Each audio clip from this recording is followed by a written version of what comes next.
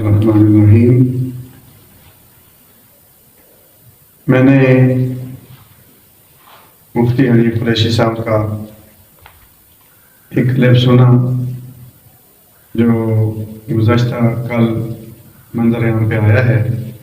कोई अनीस हमदानी साहब हैं, उन्होंने उनका इंटरव्यू किया। उस हवाले से तकरीबन 16-17 मिनटों का उनका इंटरव्यू है और उससे भी शायद ज़्यादा होगा, मगर जो हमारे सामने आया वो इतना है। मुझे एक बात उस क्लिप में सुनकर बहुत दुख हुआ और उस बात को सुनकर मुझे ये अच्छी तरह यकीन हो गया कि हनीफ कुरैशी साहब ना तो ये मुफ्ती हैं ना ये आलिम हैं, ये सिर्फ ढोंग रचाया हुआ है मुफ्ती और आलिम होने का। इस बेचारे को तो एक हदीस के बारे में भी सही तौर पर मालूमात नहीं है और इतना बड़ा इल्म का दावा करना तो बहुत दूर की बात है। मैं इस वक्त आप हज़रात के सामने हजूर किबला आलम हजरत पीर मेर अली शाह साहब रहमतुल्लाह तआला अलैह उनके हवाले से आपके सामने मुफ्ती हनीफ कुरैशी साहब की बात का जवाब दूंगा, लेकिन आप मेरी इस जवाब से पहले हनीफ कुरैशी साहब की बात को सुन लें। ये आपके सामने क्लिप के अंदर चलाई जाती है। अबू बकर सिद्दीक ने हदीस में अमल किया, तो हदीस के सुनने में भी तो गलती लग सकती है अबू बकर सिद्दीक रज़ियल्लाहु तआला अन्हु को। तो हदीस के सुनने में भी तो गलती लग सकती है अबू बकर सिद्दीक रज़ियल्लाहु तआला अन्हु को। तो हदीस के सुनने में भी तो गलती लग सकती है अबू बकर सिद्दीक रज़ियल्लाहु तआला अन्हु को। अकेले है ना इस हदीस के रावी, अकेले है ना इस हदीस के रावी, अकेले है ना इस हदीस के रावी, वो अकेले हैं, वो अकेले हैं, वो अकेले हैं। तो उनको समझने में खताए इतादी लग सकती है, तो उनको समझने में खताए इतादी लग सकती है, तो उनको समझने में खताए इतादी लग सकती है। देखें सामीन, आपने सुन लिया हनीफ कुरैशी साहब ने कितनी अजीब बात कर दी है। कहते हैं कि ये बाग़े फदक वाली हदीस के रावी अकेले हजरत अबू बकर सिद्दीक हैं। सिर्फ बात इतनी नहीं करते, आगे कहते हैं कि हो सकता है उनको हजूर से सुनने में गलती लग गई हो, उन्होंने हजूर की बात को समझा ही ना हो, और आगे कहते हैं जी उनसे खता इत्तेहादी हो गई हो। उनको समझने में खताए इत्तेहादी लग सकती है। खता इत्तेहादी यकीनन उनसे हो सकती है, मगर इस मामले में हमारे तमाम उलमा मुत्तफिक हैं कि उनसे खता इत्तेहादी नहीं हुई। उन्होंने हदीस रसूल सल्लल्लाहु अलैहि वसल्लम पर जो कुछ किया अमल करके दिखाया है। तो ये जो हनीफ कुरैशी ने राफजियों वाली बोली बोली है, मैं यकीन से कह रहा हूँ कि ये उसके राफजी होने की एक बहुत बड़ी दलील है कि जो राफजी बात करते हैं हनीफ कुरैशी साहब ने अपनी जुबान से वही बात दोहराई है। ये मेरे सामने इस वक्त है तस्फिया माबैन सुन्नी व शिया, हजूर किबला आलम हजरत पीर मेर अली शाह साहब रहमतुल्लाह अलैह राफजियों के सवालों के जवाब देते हुए आपने राफजियों का एक सवाल यहाँ पर जिक्र फरमाया है। ये जो 2022 में तस्वीर छपी है वो इस वक्त मेरे सामने है। उसका सफ़ा नंबर 60 है। उसके आखिर में आप सवाल जिक्र करते हैं, ये राफजियों वाला सवाल कि जो बिल्कुल हनीफ कुरैशी साहब की बात से बिल्कुल वाज़े हो रहा था कि जो बात राफजी करते हैं इसने भी वही बात करके दिखाई है। सुनना जरा तवज्जो से। पीर साहब रहमतुल्लाह अलैह लिखते हैं कि राफजी तीसरा सवाल बाग़े फदक के हवाले से हम अहले सुन्नत पर ये करते हैं, कहते हैं हदीस शरीफ नहनु मआशिरुल अंबिया का रावी सिर्फ अबू बकर ही है, यानी इसका रावी एक है। लिहाजा बवजह खबर वाहिद यानी सिर्फ एक शख्स के रिवायत करने के इसमें वो कुव्वत नहीं कि कुरान करीम के उमूम को तोड़ दे। चुनाचे मुसल्लम कदिया है कि कुरान करीम की तफसीर इस हदीस के साथ जिसका रावी एक हो जायज नहीं है।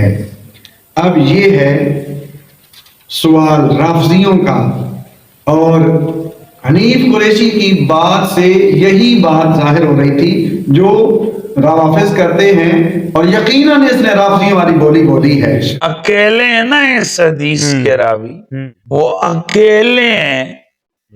اب آئیے پیر صاحب جو اس کا جواب دیتے ہیں، حنیف قریشی تو کہتا ہے میں حضور قبلہ اعظم پیر مہر علی شاہ صاحب رحمۃ اللہ علیہ کا غلام ہوں۔ ارے غلام ایسے ہی ہوتے ہیں کہ جن کو اپنے پیشواؤں کی تعلیمات کا ہی پتہ نہ ہو۔ ذرا یہ تصفیہ ما بین سنی و شیعہ پڑھ کے دیکھ، اس میں پیر صاحب کیا فرماتے ہیں۔ سبحان اللہ، جواب دیتے ہوئے پیر صاحب فرماتے ہیں اس حدیث کے راوی اکیلے صدیق اکبر ہی نہیں۔ حنیف قریشی تو کہہ رہا ہے کہ اس کے راوی اکیلے صدیق اکبر ہیں، اکیلے ہیں نا اس حدیث کے راوی۔ ارے ذرا پیر صاحب کی بات تو سن جن کا تو غلام کہلانے کا حقدار ہے۔ پیر صاحب فرماتے ہیں اس حدیث کے راوی اکیلے صدیق اکبر ہی نہیں بلکہ اور لوگ بھی ہیں، کتب صحاح ملازہ ہوں۔ اسی وجہ سے یہ حدیث مجتمع علیہا ہے، امہات المومنین میں سے کسی نے اسے سننے کے بعد مطالبہ میراث پر اصرار نہ کیا، اور نہ ہی نبی کریم صلی اللہ علیہ وسلم کے چچا نے اور تمام خلفائے اربعہ کے عہد میں اسی حدیث پر عمل رہا، حتیٰ کہ حضرت علی کرم اللہ وجہہ نے بھی اپنے عہد خلافت میں اس میں ذرہ بھر تغیر نہیں کیا۔ آگے بھی آپ اس کو بات کو چلاتے ہیں، مگر میں اختصار کی طرف آنا چاہتا ہوں۔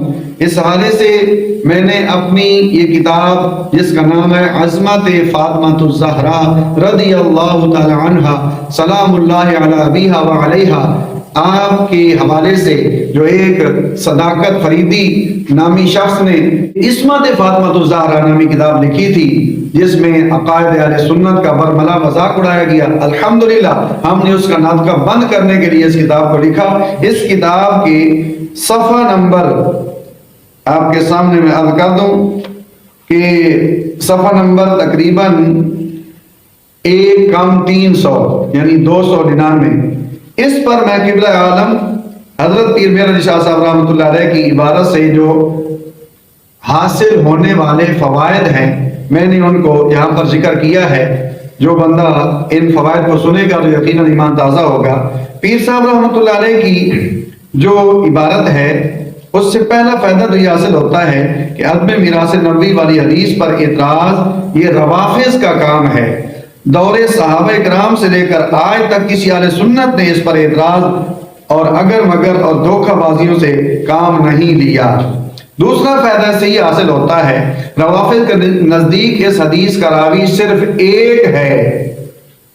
حنیف قریشی روافظ کے نزدیک اس حدیث کا راوی صرف ایک، اکیلے ہیں نا اس حدیث کے راوی، اکیلے ہیں۔ بالکل ٹھیک۔ کہہ رہے تو کہہ رہا ہے، ایک طرف اہل سنت کا دعوے دار ہے، جبکہ اہل سنت کے نزدیک اس حدیث کے درجنوں راوی ہیں۔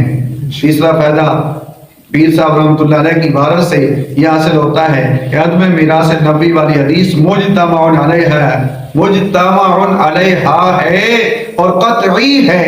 عبارت آپ کے سامنے ہے، ذرا اس کو پڑھ کے میں عوام الناس جو ہیں ان کو بھی عرض کروں گا کہ یہ گھوڑا یہ میدان اس کتاب میں سارا کچھ پڑھ کے دیکھو تو دودھ کا دودھ پانی کا پانی ہو جائے گا۔ ارے اس کے علاوہ بھی میں نے تقریباً پیر صاحب کی جو عبارت ہے اس کے 6 فوائد اس کتاب میں اس مقام پر ذکر کیے ہیں جو تفصیل سے پڑھے جا سکتے ہیں، اور اس کے آخر میں صفحہ نمبر 301 پر جو اہم بات ہے وہ آپ کے سامنے عرض کر کے میں اپنی اس سوال کا جواب مکمل کرتا ہوں۔ حضرت امام ترمذی رحمۃ اللہ تعالی علیہ نے حدیث مذکور ذکر کرنے کے بعد یعنی لا نور والی حدیث ذکر کرنے کے بعد جیسا کہ ابھی حدیث آپ کے سامنے ہے، امام ترمذی فرماتے ہیں وفی الباب عن عمر وطلحہ والزبیر وعبد الرحمن بن عوف وسعد وعائشہ رضی اللہ تعالی عنہم اجمعین، وقد روی هذا الحدیث من غیر وجہ عن ابی بکر الصدیق عن النبی صلی اللہ علیہ وسلم۔ ارے امام ترمذی نے جب اس حدیث لا نورس والی کو ذکر کیا، وہ کہتے ہیں کہ حضرت عمر سے یہ حدیث، حضرت طلحہ سے، حضرت زبیر، عبد الرحمن بن عوف، سعد اور حضرت عائشہ رضی اللہ تعالیٰ عنہم، ان تمام سے یہ حدیث روایت کی گئی ہے۔ ارے تو کہتا ہے اس حدیث کا راوی ایک ہے، اکیلے ہیں نا اس حدیث کے راوی؟ امام ترمذی کہتے ہیں کہ اس حدیث کے بہت سارے صحابہ کرام اور صحابیات راوی ہیں۔ ارے کچھ تو سوچ، امہات المومنین بھی اس حدیث کی راوی ہیں اور انہوں نے اس کو سنا۔ حضرت عائشہ صدیقہ رضی اللہ تعالی عنہ اس حدیث کی راوی ہیں۔ امام ترمذی کہتے ہیں اے حنیف قریشی، کاش کہ تو نے ترمذی شریف پڑھ لی ہوتی، لیکن کہاں پڑھی ہوتی؟ صرف شہرت اور صرف اپنے نام کے ساتھ دھوکہ کھانا، اپنے آپ کو مناظر کہلانا، میں یہ ہوں میں وہ ہوں۔ ارے تجھے تو ترمذی کے حدیث کا ہی پتہ نہیں ہے۔ ارے وہ تو وہ رہی، تجھے قبلہ عالم پیر میر علی شاہ صاحب رحمۃ اللہ علیہ کی یہ جو تصفیہ ہے، اس کے اندر جو انہوں نے سوال و جواب ذکر کر دیا، تجھے تو اس کا بھی پتہ نہیں ہے۔ تو کیسے مناظروں کے دعوے کرتا ہے، علم کے دعوے کرتا ہے؟ کیا پیندی کا شوربہ؟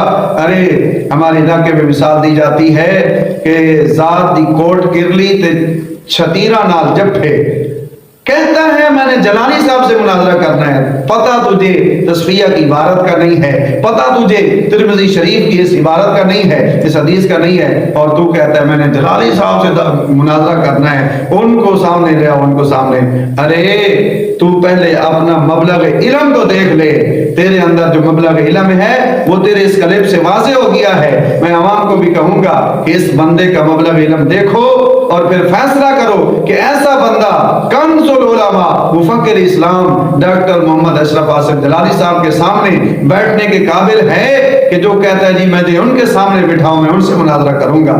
میں دعا کرتا ہوں اللہ تعالیٰ اہل سنت کی خیر فرمائے اور اس طرح کے شریر لوگوں کے شر سے عقائد اہل سنت کو محفوظ فرمائے۔ آمین ثم آمین، وآخر دعوانا الحمدللہ رب العالمین۔